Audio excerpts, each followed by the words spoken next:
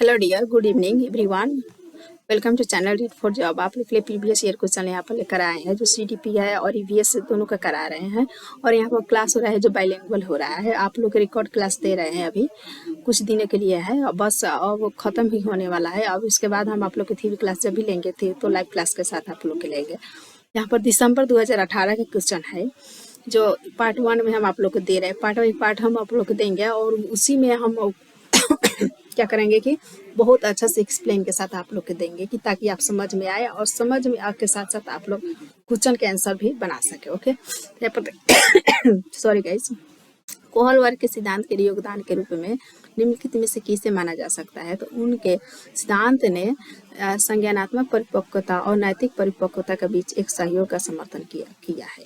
Okay, यहाँ पर हमारा क्वेश्चन के आंसर फर्स्ट ही होगा। नैतिक विकास पर उन्होंने बहुत सारा 3 स्टेजेस और 3 लेवल और 6 स्टेज बनाया है जो व्यक्ति के व्यवहार पर उन्होंने बताया है कि किस तरह से व्यक्ति का व्यवहार होता है और विकास होता है। ओके, यहाँ पर देखेंगे निकटवर्ती विकास का क्षेत्र संदर्भित करता है। यहाँ पर जोन ऑफ प्रोक्सिमल डेवलपमेंट, ये क्वेश्चन है हमारा जो यहाँ 21-22 में जो एग्जाम हुआ था, ऑनलाइन एग्जाम, उस बहुत ज़्यादा ट्रेंड किया। और इसको कहा जाता है समीपस्थ विकास। जैसे कि यहाँ पर जो केंद्र में होता है विकास और बच्चे जो है इसको ये कर पा रहा है। सिर्फ हम मान लीजिए कि हम सीटेट की तैयारी कर रहे हैं तो हमारे क्षमता जो है जो हम उसको 70% तक हम उसको कर सकते हैं। ओके, हम उसको 70% तक कर सकते हैं, लेकिन यहाँ पर किसी के सहायता से हम कुछ और आगे कर सकते हैं। ओके, तो हम यहाँ पर पूरा कर सकते हैं। मतलब कि हम मेरा क्षमता यहाँ पर 70% तक करने का है और किसी के सहायता से, टीचर या कोचिंग की सहायता से हम उसको 100+ तक लेकर आ सकते हैं। इसी को जोन ऑफ प्रोक्सिमल डेवलपमेंट कहा जाता है। तो यहाँ पर देखेंगे उस चरण को जब अधिकतम विकास संभव है या उस विकासात्मक चरण को जब बच्चा सीखने की पूरी जिम्मेदारी लेता है या एक संदर्भ को जिसमें बच्चे सहयोग के सही स्तर के साथ कोई कार्य लगभग स्वयं कर सकते हैं। यह यहाँ पर कर सकता है, लेकिन यहाँ पर उसका क्षमता के अनुसार यहाँ पर कम है, लेकिन इसी सहयोग के अनुसार यहाँ पर 100+ भी ला सकता है। तो हमारा क्वेश्चन के आंसर यही सही हो जाएगा। Question number 3। एक क्या करें, एक उभयलिंग व्यक्ति किसे कहा जाता है? स्त्री लक्षणों वाले पुरुष को संदर्भित करता है या मैं आमतौर पर पाने गए मर्दाना और स्त्री गुणों का समायोजन को होता है या मैं दृढ़ में अहंकारी होने की आदत है, समाज में प्रचलित रूढ़िवादिता लिंग भूमिकाओं का पालन करता है। यहाँ पर क्वेश्चन का आंसर हमारा 2 ही हो जाएगा। उभयलिंग उसे कहा जाता है कि ना ही स्त्री होता है और ना ही पुरुष होता है, वो दोनों का लक्षण उसमें विराजमान होता है। ओके, उसे हम किन्नर कहते हैं। ओके, हम क्वेश्चन नंबर 11 की तरफ बढ़ेंगे। बच्चे डैश को छोड़कर अन्य सभी के द्वारा लिंग भूमिकाएं ग्रहण करते हैं। किससे बच्चे लिंग भूमिकाएं किस छोड़कर लिंग की भूमिकाएं वहाँ पर ग्रहण करते हैं? मीडिया में यहाँ पर लिंग की भूमिकाएं होता है। क्या लड़का और लड़की के बाद अलग अलग यहाँ पर मंथन होता है? सामाजिकरण, समाज में तो बनाया ही है कि लड़का है तो लड़की है, तो लड़की है तो घर में काम करेगा, लड़का है तो बाहर से काम करके लाएगा। इस तरह से बनाया गया है लिंग पर, इस तरह से समाज में हमारा है। और संस्कृति तो है ही कि लड़की है तो ये कपड़े पहनेंगे और लड़का है तो ऐसा कपड़ा पहनेगा। इस तरह से संस्कृति हमारा बना हुआ है पहले से। लेकिन ट्यूशन जो है, जो ट्यूशन में हम कभी भेदभाव नहीं करते हैं कि ये लड़का है या लड़की है, सभी को समान रूप से हम देखते हैं ट्यूशन में। तो हमारा क्वेश्चन के आंसर यही 4 हो जाएगा। ओके, बढ़ेंगे 12 की तरफ। मानकीकृत परीक्षणों की आलोचनाओं में से एक यह है कि वे मुख्य रूप से मुख्य धारा की संस्कृति का प्रतिनिधित्व करते हैं और इसलिए पक्षपाती है। वह उनकी भाषा को समझना मुश्किल है। यह परीक्षण बड़ी आबादी पर लागू नहीं किए जा सकते हैं। वे बच्चे की क्षमता की स्पष्ट तस्वीर नहीं देते हैं। यहाँ पर क्वेश्चन हमारा 12 आ गया। 12 के यहाँ पर किस बात को मानकीकृत परीक्षण का आलोचना कर रहा है? आलोचनात्मक एक यह कारण है, यह है कि वे मुख्य रूप से मुख्य धारा की संस्कृति का प्रतिनिधित्व करते हैं और इसलिए पक्षपाती है। ओके, हमारे क्वेश्चन के आंसर फर्स्ट ही हो जाएगा क्योंकि यहाँ पर आलोचना बताना है। ओके, यहाँ पर क्वेश्चन नंबर 13 आ गया।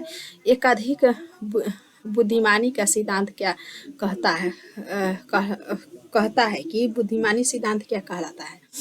तो हमारा बुद्धिमानी सिद्धांत या the theory of multiple intelligence से डेट व्हाट्स, तो बुद्धि तेजी से बढ़ाई जा सकती है या बुद्धि कई प्रकार की हो सकती है। पेपर पेंसिल परीक्षण सहायता नहीं है। बुद्धि के लिए पेपर पेंसिल सहायता नहीं है होता है। प्रभावी अध्यापन के द्वारा बुद्धि बढ़ाई जा सकती है।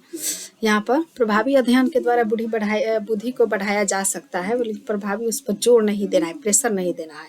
हमारा क्वेश्चन का आंसर यहाँ पर 2 ही हो जाएगा। बुद्धि कई प्रकार की होता है कि हार्वर्ड गार्डन ने बताया है कि बुद्धि 8 प्रकार का हो सकता है और कई प्रकार की भी हो सकता है, क्योंकि व्यक्ति एक प्रकार का हो ही नहीं सकता है, क्योंकि आप जानते हैं कि जैसे जैसे वातावरण और आनुवंशिकता उसका गुण पाया जाता है उसी तरह से उसका बुद्धि पर भी प्रभाव पड़ता है। तो इसलिए हमारा क्वेश्चन का आंसर 2 हो जाएगा कि बुद्धि कई प्रकार का हो सकता है।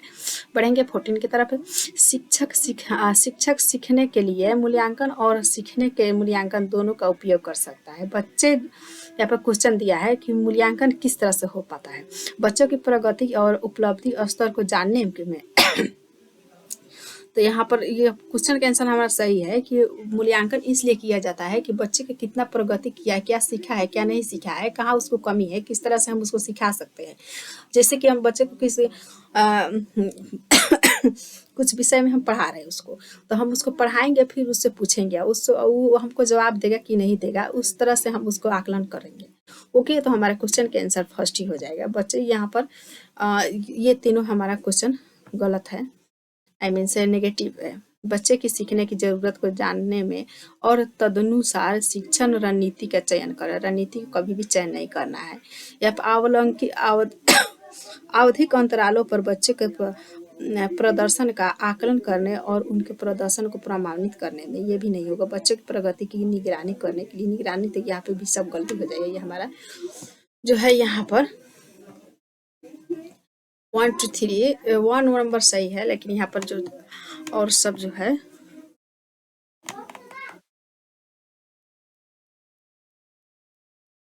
और गलती है, वो फर्स्ट ही सही है। 50 नंबर पढ़ेंगे। निम्नलिखित में से कौन सा सतत और व्यापक मूल्यांकन से संबंधित नहीं है? यहाँ पर सीसी हमको ले गए इसीलिए कि बच्चे के अच्छे से मूल्यांकन अच्छा से हो पाए। और कौन सा इसमें नहीं है? इसे भारत के शिक्षा के अधिकार अधिनियम द्वारा अनिवार्य किया गया है। ये तो किया गया है, ये सही है, तो ये नहीं हो सकता। यह शिक्षण अधिगम प्रक्रिया का एक अभिन्न अंग है, सही है। बढ़ेंगे यहाँ पर। यहाँ विभिन्न शिक्षा क्षेत्रों में बच्चे की उपलब्धि पर केंद्रित होता है, ये भी सही है, क्योंकि बच्चे के अलग अलग तरह से उस पर केंद्रित होता है। यहाँ पर देखेंगे क्वेश्चन हमारा, यहाँ बच्चों को धीमे, खराब या बुद्धिमान के रूप में चिन्हित करने में उपयोग करता है। यही हमारा सही हो जाएगा, क्योंकि यही गलत है और यही हमारा नेगेटिव पूछा है, तो हम नेगेटिव बताएंगे। ओके, हम बढ़ेंगे क्वेश्चन नंबर 60 की तरफ। बच्चों में प्रतिभाशाली डैश के कारण हो सकती है कि कैसे बच्चों में प्रतिभाशाली कैसे आता है? आनुवंशिकता और वातावरण के बीच एक अंत क्रिया होता है, और ऐसा अंत क्रिया होता है जैसे वातावरण होता है वहाँ का प्रगतिशील परिवार होता है, उन्नति बढ़ंती वाला होता है, जहाँ पर सभी जो पेरेंट्स है या जो व्यक्ति है परिवार का, वो सभी नौकरी कर रहा है या कोई अच्छा लाइन में लगा हुआ है, उस तरह के फैमिली के बच्चे उसी राह पर चलेगा। और जो चोर लवारिस है इस तरह से, वो उसका फैमिली के बच्चा उसी रास्ता पर चलेगा। इसलिए वहाँ पर वातावरण का अधिक से अधिक प्रभाव पड़ता है। यहाँ पर आनुवंशिकता और वातावरण के बीच दोनों के साथ अंतक्रिया के कारण ही प्रभावशाली बच्चा होता है। यहाँ पर सामाजिक वैज्ञानिक है जी, उन्होंने कहा था कि बच्चे को तुम हमें एक बच्चे दे दो, हम उसे जो चाहे बना सकते हैं। क्यों कहा गया था? क्योंकि उसे वही प्रभाव पड़ता है, हमारा वातावरण का प्रभाव अधिक से अधिक पड़ता है।